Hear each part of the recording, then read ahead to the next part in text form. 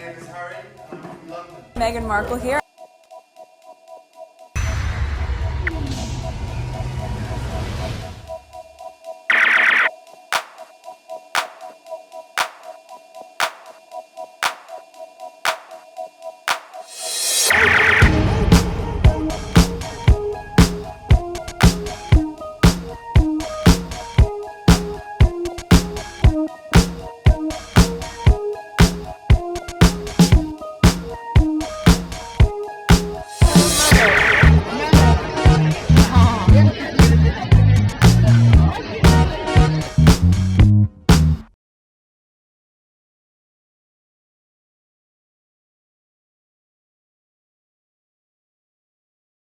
Today is November 15, 2025. It is 3:49 a.m. So this is part 2. I'm just continuing my last recording. All right, let's go on X. So this is where I left off. King Charles is quietly allowing Princess Beatrice and Eugenie to take up royal work. All right, Karma has exonerated Prince Harry and Meghan.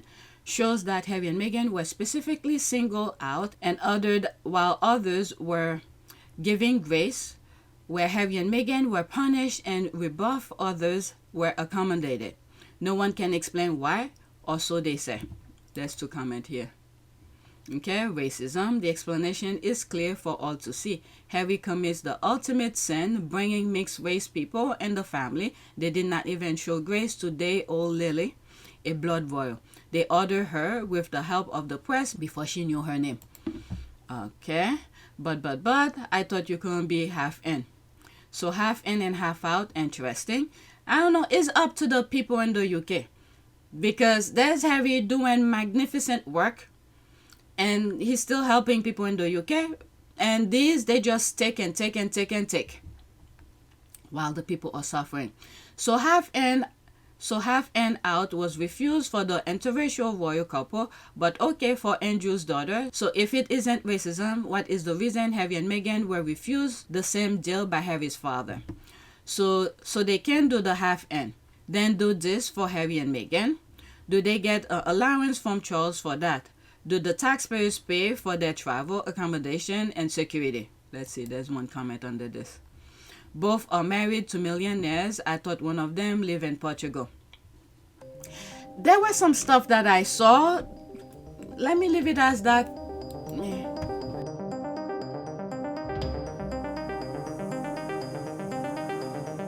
Hey, next tweet. Okay, let's pause this. The unintentional beatdown that exposed Kate's unintelligence and made the royal family see Meghan's education as a threat. Harry and Meghan were the secret weapon the royal family needed William and Kate to be. It's why the Sussexes were pushed out. It's the UK media smears Meghan. Okay, 35 seconds. Let's listen. Is a team effort, but we also seem to get an insight into how Meghan may want to do things her own way. Most attention was on Meghan Markle and what sort of issues she will take on. Meghan, it's well known you've championed the empowerment of women and young girls and promoting their self-worth. How do you hope to continue that work with the Royal Foundation? Women don't need to find a voice. They have a voice. They need to feel empowered to use it, and people need to be encouraged to listen. And I think right now in the climate that we're seeing, with so many campaigns, I mean, Me Too, there's no... Is a team effort. Alright, so there's a part where that lady, well, the editing cut where, you know, I'll put that part where that lady asked Meghan the question. Okay, so there it is. Touched on it before. You have, it's well known, you've championed the empowerment of women and young girls and promoting their self-worth. How do you hope to continue that work with the Royal Foundation? Yes, I mean, I think that knowing that I've just been here for 3 months, right? And in that amount of time, but with that said, for me, it's very important to, once you hit the ground running, even if you're doing it quietly behind the scenes, which is what I've focused my energy on thus far, is meeting with the right people, meeting with the right organizations behind the scenes quietly, learning as much as I can so that I can maximize the opportunity we have here to really make an impact. I think what's interesting is I hear a lot of people saying when speaking about girls' empowerment, finding and knowing their worth, or women's empowerment as well, you'll often hear people say, well, you're helping women find their voices. And I fundamentally disagree with that, because women don't need to find a voice. They have a voice, they need to feel empowered to use it, and people need to be encouraged to listen. And I think right now in the climate that we're seeing with so many campaigns, I mean, with Me Too and Time's Up, there is no better time than to really continue to shine a light on women feeling empowered and people really helping to support them, men included in that. I mean, it makes such a tremendous difference. So, yeah, just I guess we wait a couple months and then we can hit the ground running. But up until then, I'm pretty excited. Now, from the very beginning, the moment I came across that video, I have the entire thing. When I listened to it, I was like, nah, this is where the thing started. The animosity started right there. There's a part in the recording where Meghan was talking and you hear William clearing his throat like, I think it's the part where she was saying something, women has a voice, they need men to encourage them and something like that. William was clearing his voice. In that, I mean, it makes such a tremendous difference. So, yeah, just I guess we wait a couple months and then we can hit the ground running. But up until then, I'm pretty excited. But like you said, I mean, you've been here for 3 years. Yeah, wedding first. And I was like, no, this is where the animosity started. I even discredit Harry, where Harry and the Sussex squad were saying is the Oceania tour. And I was like, no. It probably pushed them furthermore after the Oceania tour to go and sabotage Harry and Meghan. But the thing started right there where all 4 of them were on stage. It's now people are starting to get it. I've been saying it from the beginning. I even discredit Harry. Even the squad who've been in the fight way before me, I was like, nah, it's not the Oceania. It started right there where all 4 of them were on stage. Okay, I think this was the day that ended it for Meghan. Yep, that was that. She showed herself to be too authentic, too knowledgeable, too confident, and I'm glad she did though. But what's the point of her holding back to accommodate them? I'm so happy she did. To let people know from the day one, this is who she is. And then she has been consistent for the people who were not aware of her in the UK. But it's like a continuation of her from the US and Canada and transfer to the UK. It's the connection. She's been consistent. And I'm glad she did. She tell her piece. So there's nothing to go back and clear up and say, oh, I meant this, I didn't mean that way. No, she's been consistent. All right. William and Kate saw then that they will be overshadowed. That was not to be done. But this is where William and Kate made a huge mistake themselves. And that same stage that where all of them were there, Meghan literally told them she doesn't mind being in the background so she could learn and maximize her potential. Touched on it before. You have, it's well known, you've championed the empowerment of women and young girls and promoting their self-worth. How do you hope to continue that work with the Royal Foundation? Yes, I mean, I think that knowing that I've just been here for 3 months, right? And in that amount of time, but with that said, for me, it's very important to, once you hit the ground running, even if you're doing it quietly behind the scenes, which is what I've focused my energy on thus far, is meeting with the right people, meeting with the right organizations behind the scenes quietly, learning as much as I can so that I can maximize the opportunity we have here to really make an impact. I think. Which means she didn't care to be in front of the camera. This is the royal or William and Kate huge mistake. Big. Because literally Meghan told them. Okay? So this is what happened when being authentic with yourself. She literally told them everything. What William and Kate should have done instead of going the opposite of trying to destroy Meghan, is to make a deal with Harry and Meghan and said, whatever project you're doing, just let me in. We'll help you. We'll support you. We'll try to find ways to get the institution to fund your ideas. All you have to do is plaster my name next to it and let me go cut ribbon. And when Meghan said that as well, she doesn't mind being in the background. You know what that tells me? Is that Harry had already informed her how the institution worked, which tells me that Meghan was already aware that William and Kate will always be in front. That's what that tells me. Okay? For her saying she doesn't mind being in the background and learn to maximize her potential, which means she could have learned, talk to the people, do the footwork for William and Kate. Okay? And then probably simplify those things for William and Kate and the baby brain type of way for them to understand what she learned from talking to high level people. The UK has a lot of high level people. If you look at when Harry goes to the UK talking to people who's doing things for prosthetic and things like that, Harry highlight the brilliance of the UK. But William and Kate highlight the stupidity of the UK. Okay? This is from someone from the outside. This is what I see. Okay? But right now, when some people who never been in the US looking what's happening here, it's full-blown stupidity. I'm fully aware of that. Okay? But I live in a reality. But back to Harry and Meghan, is that Meghan and Harry would have done the footwork. Go to different places, meet with high-level, skilled people. This is what we're looking for. This is the idea that we have. This is the people who could make it happen for us. And then talk to them, ask questions, answer.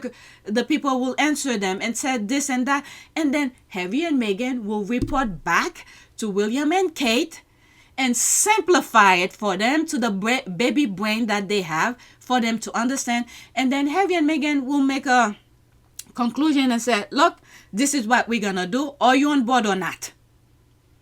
Okay? And then William and Kate will say, yeah, we're on board. Just put our name. We go cut ribbon. Nobody would have known any of the nonsense. Nobody would have known William and Kate are that stupid and dumb. Nobody will know.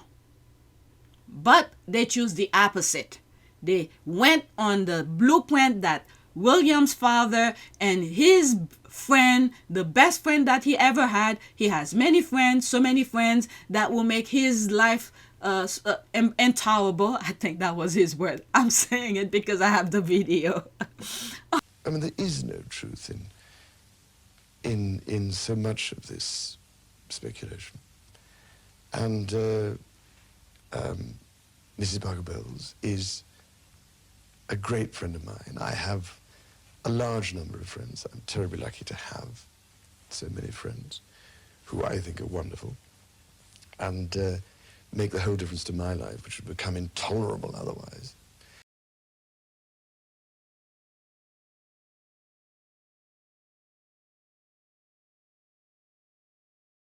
Okay, William followed that. But little did he know that once he pushed them out, the brilliance will follow them. The light will follow Harry and Meghan. And now we are seeing the full-blown stupidity. Okay? They miscalculate. They thought that just because the headline will say anything positive that they want, the spotlight will be with them. But the problem with spotlight, as much as it shows the perfection, it also shows the imperfection. So we are seeing the imperfection. And then the royal rats make sure you see the imperfection.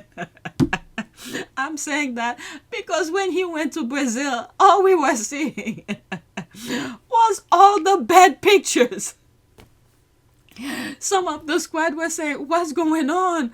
And I was like, hey, because he did that interview with Levy. What's his first name? Something Levy.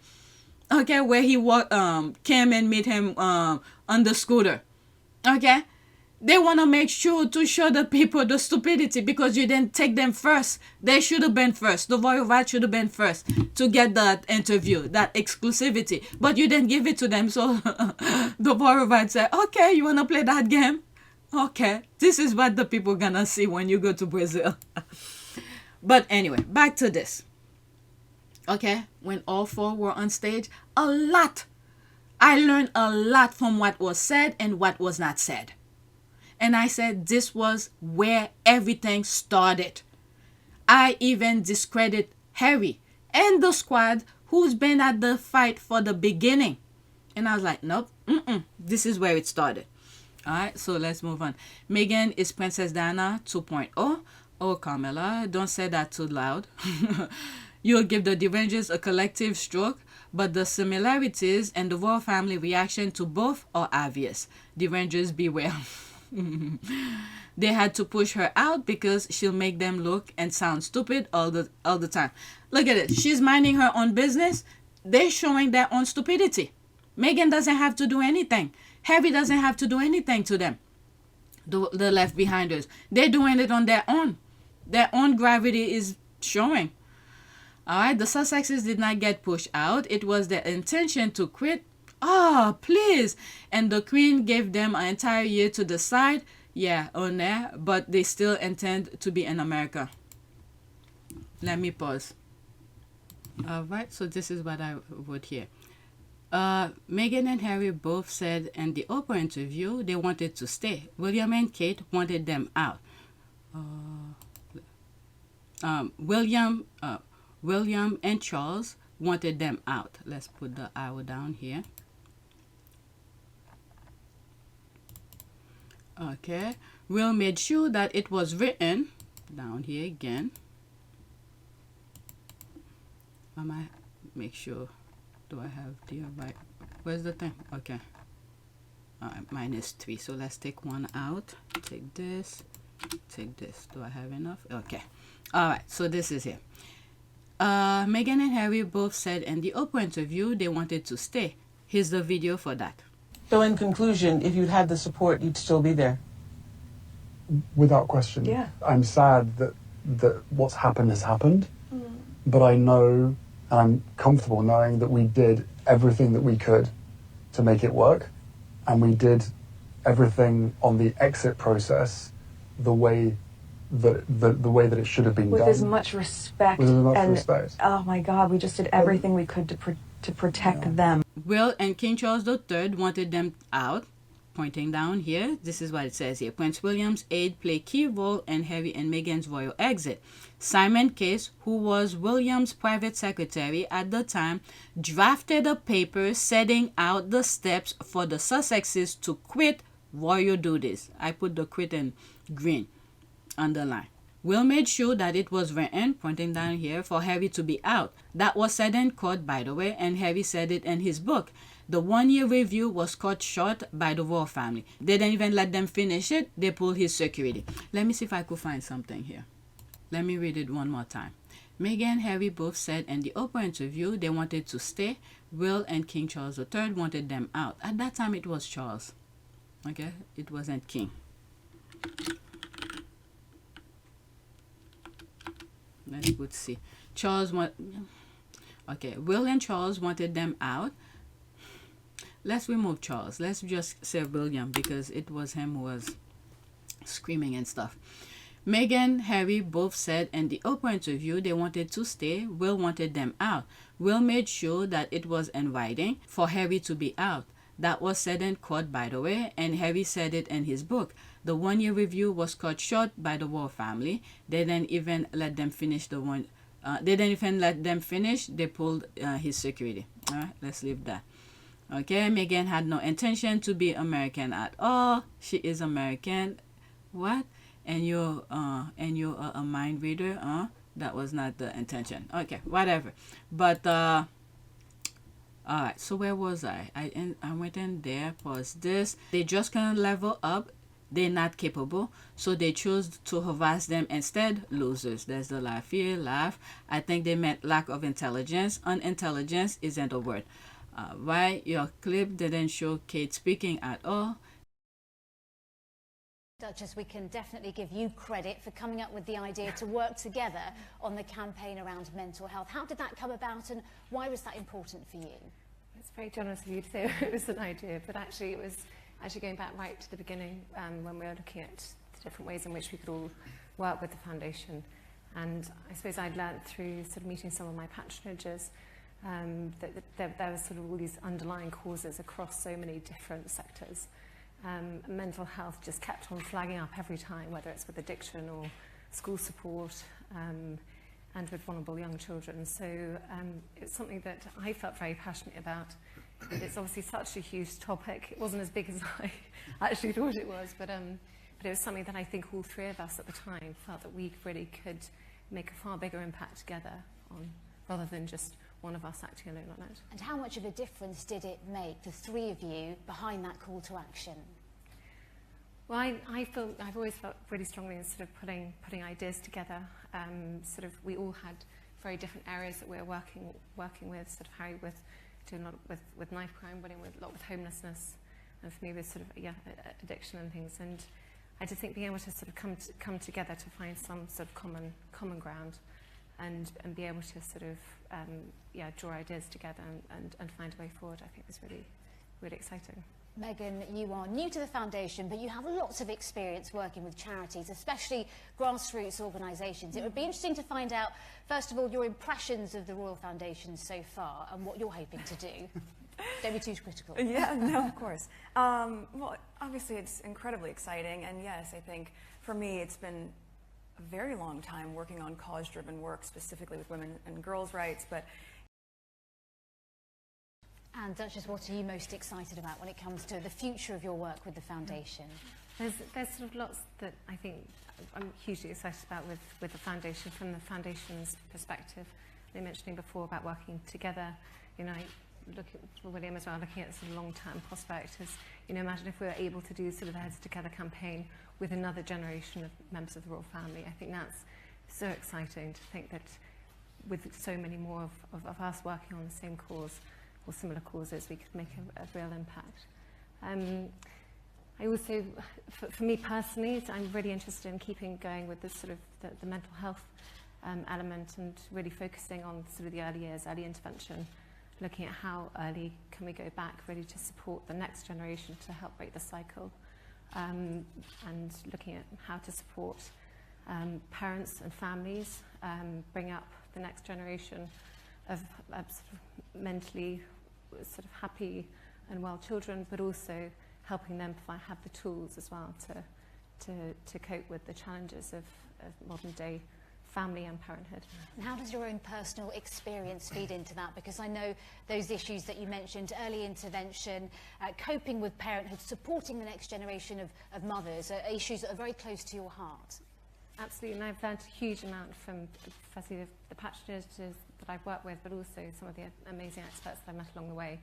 And you know, you can't help but reflect on then your own life, and it's definitely had an impact on how sort of I look at how I mother, how we work as a family, and you know, how we hope to bring up our children.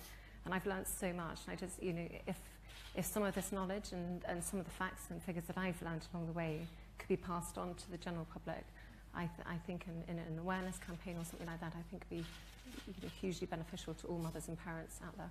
Meghan, you touched on it before. You have, it's well known, you've championed the empowerment of women and young girls and promoting their self-worth. How do you hope to continue that work with the Royal Foundation?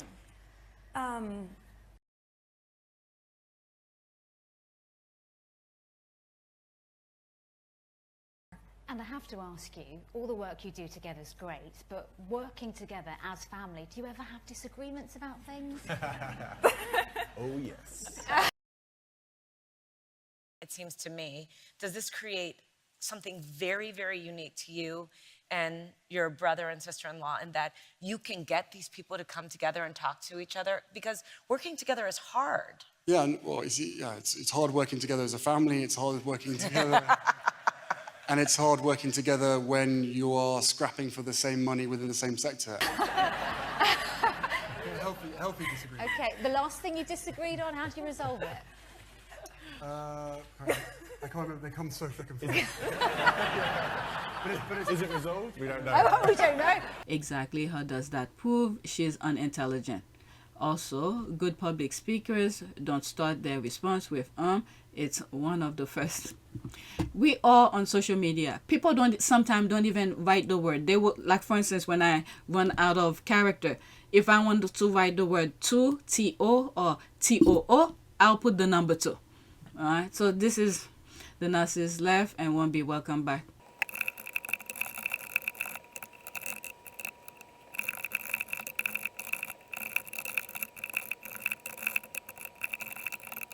Okay, so while you and other derangers are on of all her mentions, you people keep on calling her that because you know it's the royal family that are exactly that. Stop projecting and stop clicking on anything about Meghan, the Duchess of Sussex, idiot. Alright, so let's block. I need to move on. Oops, okay, I just messed it up. Alright, let's go to the next tweet. Oh wow, this was not on my list. Let's see here. Find someone easier, people said. I chose the boy with darker skin and Sam became the light I was missing. When I told my mom, she begged me to stop. People won't understand. You'll get hurt, she said, but my heart had already chosen. At the orphanage, a boy sat on the cold floor fixing a toy with a tape, dark skin, big eyes that didn't trust. The worker whispered, "He doesn't talk much. He doesn't expect to live." I knelt down. "Hey, Sam," I said. A moment passed. Then a small hand reached out and touched my sleeve. That single touch changed everything. The first night, Sam lined up shoes by the door, ready to run. I left the light on, just in case. Weeks later, laughter filled that same room. Strangers stared in the grocery aisles. One woman asked, "Are you sure he's yours?" I smiled. "More than you could ever know." Years went fast. Now Sam drives me to clinics, reminds me to eat, covers me with blankets when I fall asleep on the couch. The boy the world didn't want became the one who keeps me alive. Oh my God, this is so touching. Wow. How life changed. This is so cute. I didn't expect that. I pressed back by accident and then this is what was on my timeline. This is so touching. Let's see here. Wow. Reminds me of my sweet son. Wow. Sometimes yes, sometimes despise. Okay, there's so much to could be said. Let me pause and put it on the list. It was not on my list. I wasn't expecting to put it on the list, but it happened. This is how life's supposed to be. You take care of your kids, okay? And then when you get older, and it's the reverse. Okay? All right, next tweet. For F's sake. We know it was coming, but it won't be. All right, that's not what she said, but it was coming. Okay, we know it was coming, but it won't be. Let's see here. Poll, should Meghan Markle publicly wish King Charles a happy birthday? Pfft. Please, if she says something, look at this. With the poppy thing. Last year she wore it, it was a problem. This year she didn't wear it, it's a problem. So it's best to stay neutral. Since she left, Meghan have not mentioned the royal family. She said since the Oprah interview, she hasn't mentioned the royal family. She make reference of radio station from the UK, different things, but the royal family. Okay? They already told her who she is. Okay? So there's no need for her to mention them. Wow, I actually didn't see that coming, to be honest. LOL. I did LOL. Has he ever publicly wished her, Archie, and Lilibet a happy birthday? Yeah, but not recently. Did he? Okay, I don't know. It's not her father. What's wrong with these people? They are exploiting the Duchess of Sussex, and it is so painful to watch. The royal family and the British media are evil and have no shame. Alright. For Brits media, let's pause this. For Brits media, it's all about paying their bills. Whenever they attach Meghan's name to anything, it is not because they mean anything, but they just want clicks and eyeballs on their site. This is pure exploitation of the Duchess, and the monarchy is doing nothing about it. I think that's what I said, right? Doing anything about it. Yeah, heartbreaking. There's one video, I think after... It's not Spare. I think it was after the docu-series came about. The Netflix docu-series. And I was like, at some point, they need to do a lawsuit, the international lawsuit, because the way they abuse her worldwide, it's not worth it. It's crazy. It's unbelievable. All right? Quickly show us where he wished the mother of his grandchildren a happy birthday. Okay, we hate you, but we still want you to pander to us and our royal family so we can ignore your kind gesture, boast about snubbing you, accuse you of wanting to come back, and then feel better about ourselves. Why won't you pay attention to us, basically? Yeah, that's pretty much that. Right? I don't remember him publicly wishing Meghan happy birthday this year. He's the elder and a statesman. He should be setting example. Yeah, you know where he aligns. The same people, the crazy people, the pedophile, this is where he's aligned with. I'm glad he doesn't, okay? So his name doesn't attach to Meghan. I'm glad he doesn't, and Meghan is doing the same. They probably attack Harry for not wishing him happy birthday publicly. We know it's coming. Good Lord, they are all clowns. All right, next tweet. All right, I don't want to do another video because I think I talked too much on the first one. Now, this is about the Kris Jenner party thing. All right. If I'm going to do another video, this is about that. This is where I will start it now.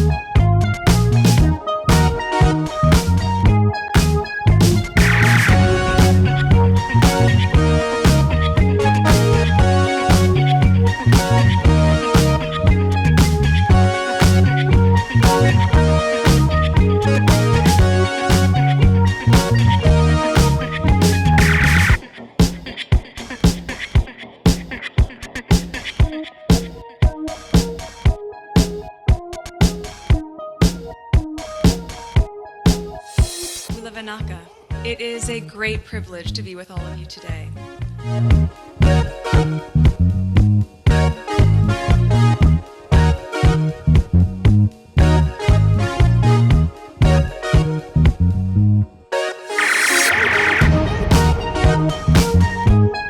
You know, we ask for forgiveness and please come back.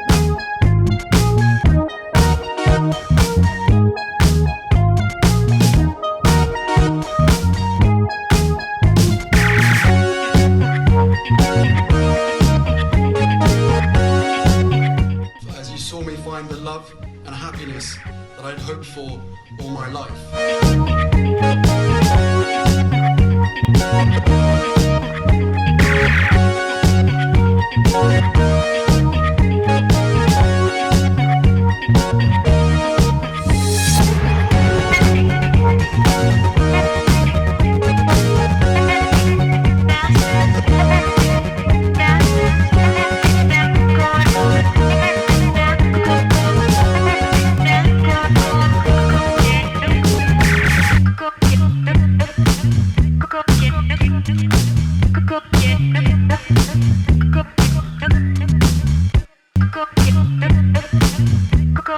You are all in this together, and if I may speak personally, we are all in this together, because asking for help was one of the best decisions that I ever made.